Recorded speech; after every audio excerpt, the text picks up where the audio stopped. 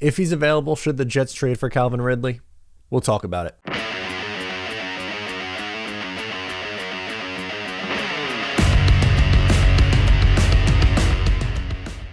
Hey, what's going on? I'm Matt O'Leary, back with another video, and today we'll be talking about if Calvin Ridley's available and if the New York Jets should go after him. But before we get started, just wanted to mention you can follow me on social media at Matt O'Leary NY, and also please make sure to check out the Just Jets podcast wherever it is that you get your podcast. Also, today's video is brought to you by LinkedIn. These days, it can be hard to find and hire the right candidates for your small business. That's why LinkedIn Jobs made it easier to find the people you want to talk to faster and for free. Create a free job post in just minutes on LinkedIn Jobs to reach your network and beyond to the world's largest professional network of over 770 million people. LinkedIn Jobs helps you find the candidates that you want to talk to faster and for free. Did you know every week nearly 40 million job seekers visit LinkedIn? You can post your job for free at linkedin.com/MO. That is linkedin.com/MO. Terms and conditions may apply. All right, so should the Jets trade for Calvin Ridley? Yes. That's it. Yeah, yes. Okay, you're not getting rid of me that quickly. But yes, the answer is if he's available, that is absolutely someone the Jets should target. That makes almost too much sense for them to go out and target. When you look at this New York Jets team going into next year, obviously they have to retain Braxton Berrios for depth. We know that. He's going to be the kick returner, punt returner, and probably wide receiver 4 and be a really good player at that position. But when you're looking for what the Jets need at wide receiver, they very clearly need another big-time threat. You can't just go into next year with Elijah Moore and Corey Davis as your starters with Braxton Berrios in the slot.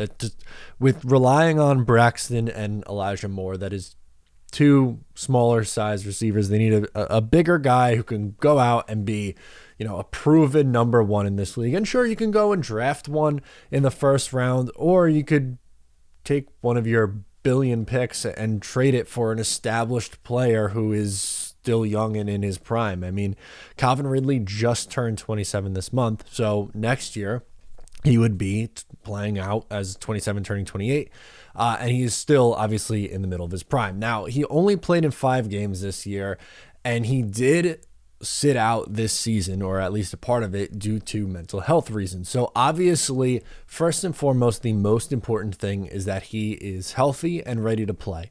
That has to be the first things first. If he's not ready, then okay, don't obviously trade for him. But this is the under the assumption that he is looking to make a return to the NFL. And that's the thing. If he is looking to make a return, it may be in the best interest of both the team and the player for a fresh start. Now, the Atlanta Falcons are more than likely going to start a rebuild. They are not ready to compete with a quarterback who's on his way out in Matt Ryan. They need a lot of pieces. So what better to help jumpstart that process with trading away Calvin Ridley? But what did Ridley do in his 5 games this year? 281 yards, 2 touchdowns.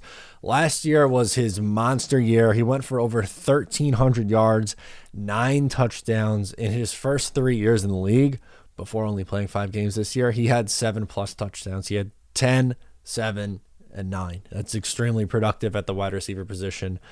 He's 6'1", 190. Great speed, electric with the ball in his hands. That seems to fit all the bills for what Mike LaFleur is looking to run in this offense. So yeah, I mean, it makes so much sense for the New York Jets to target this player. That's why it's been talked about a lot on Jets Twitter the last few days.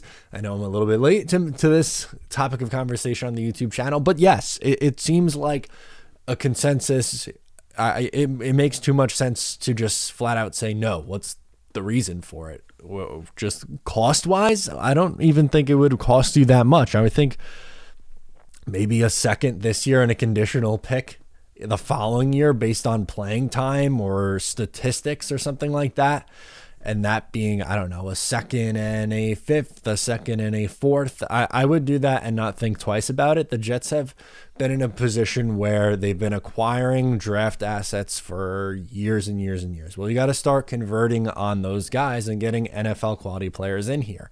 And one of the ways you can do that as a general manager, yeah, you have to build through the draft. Everyone knows Joe Douglas wants to build through the draft, but you also have to be able to supplement your roster through both free agency and with trades. Douglas has done a really nice job of trading away guys like Darnold, Adams, Leonard Williams, Chris Herndon, and getting really good return back for those guys. But now it's time for him to take some of that draft assets and trade for already established players, because you can't continue to have 10 plus people draft classes and expect to fill a roster and just be competitive. That's not how it works. In today's NFL, you need to be able to build a roster through more than just one way. You have to utilize all the options that are presented to you. Undrafted free agency, he's done a good job there. The draft, this past year's draft class looks really good.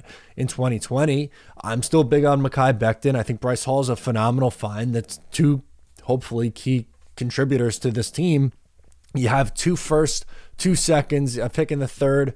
You know, you have so many draft picks this year. What is it? 4 top 40 picks. Even if you trade one of those seconds, let's say it's pick 35 or wherever their pick will end up being for the Jets pick at the top of the second round. You move that, you'd still have 3 top 40 picks to play with. It's not like you're really losing that much. Sure, of course, a second rounder is valuable and you could find talent there. I mean, the Jets just found Elijah Moore, 34th overall. But again, it goes back to, are you willing to take the risk and say, I'm hoping that my pick 35 or wherever you end up turns into Calvin Ridley?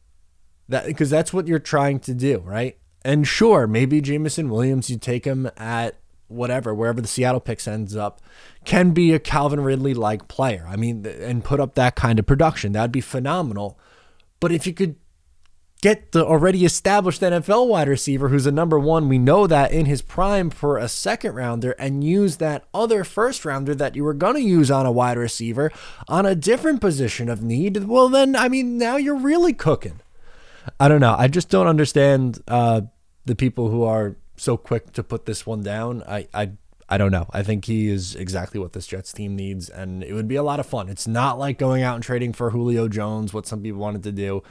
Julio Jones was done at this point, but Calvin Ridley is just in the middle of his prime right now. And if he were to come back next year, I fully anticipate him being one of the best receivers in football, just like he was in 2020.